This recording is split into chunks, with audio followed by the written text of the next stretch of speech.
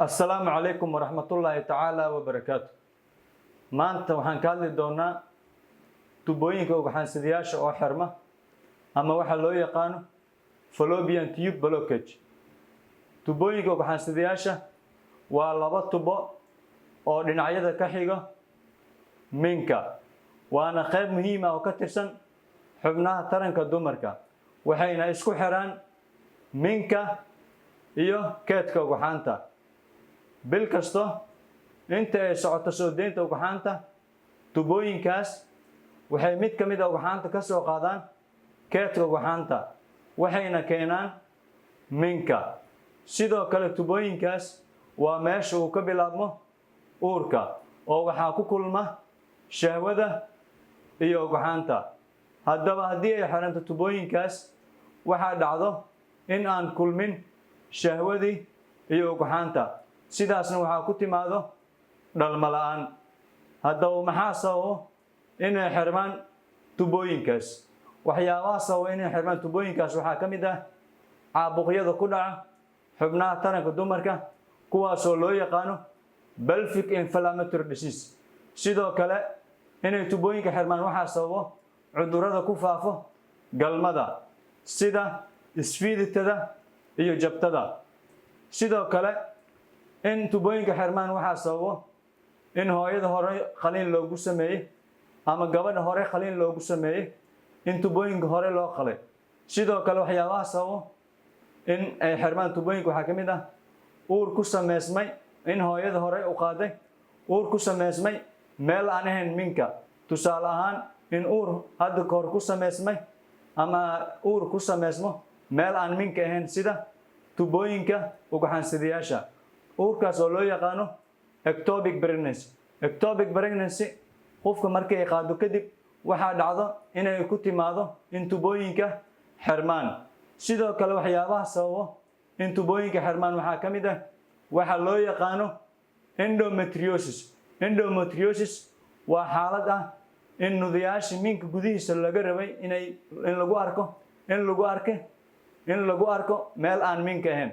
Tusaale ahaan unugyada loogu talagalay in minka gudihiisa lagu arko, in lagu arko qaybo kale oo ka mid ah xubnaha taranka dumarka sida tubooyinka iyo keedka ugxanta. Sidoo kale waxyaabaha sababo in xaaladan dhacdo ama in tubooyinka xirmaan waxaa ka mid ah kiibishada ku dhacdo xubnaha taranka dumarka. Calaamadaha la arko ama calaamadaha lagu arko dumarka qabo xaaladan waxaa ka mid ah inta badan dumarka qabo xaaladan wax calaamad ah ma lagu arko, oo xitaa kama warhayaan inay tubooyinkooda xiran yihiin. Kaliya waxaa lagu baraarugaa xaaladan markay timaado dhalmo la'aan. Sidoo kale mararka qaar waxaa la dareemaa xanuun meel dhexaad waxaa laga dareemaa qeybaha hoose ee caloosha.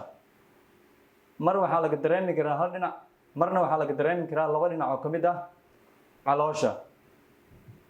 Xanuunkaas inta badan waxaa sababo marka biyo ku aruuro tubooyinka ugxan-sidayaasha.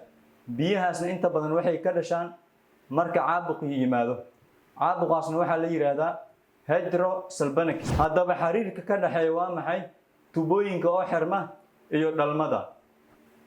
Inta badan haddii ay xirmaan tubooyinka waxaa dhacdo in aanan kulmin shahwada iyo ugxanta, sidaasna waxaa ku timaado dhalmo la'aan.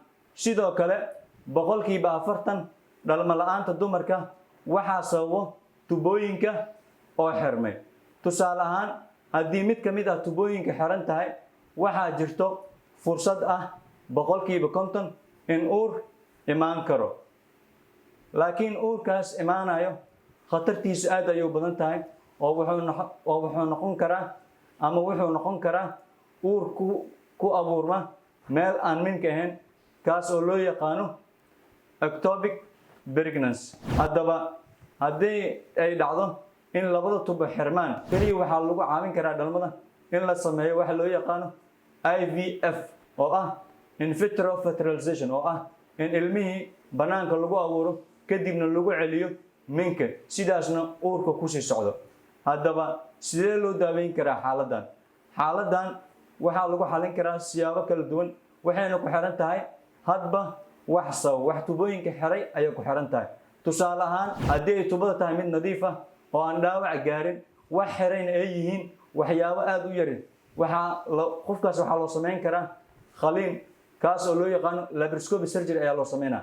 haddii tubada wax xir ay yihiin waxyaabo yar yar ah waxaa loo sameynaa khaliinka loo yaqaan laparoscopic surgery. laakiin hadday labada tubo xiran yihiin ayna dhaawacan yihiin oo xaaladaas wax ma laga qaban karo oo waxaa loo sameynaa kaliya in lagu caabiyo dhalmada oo loo sameeyo waxa loo yaqaano IVF oo ah in vitro fertilization in loo sameeyo, taasoo ah in ubadka lagu beero banaanka kadibna minka gudaha loogu celiyo. intaas ayaan ku soo afjaraynaa. wassalaamu calaykum waraxmatullaahi tacaala wabarakaatuh.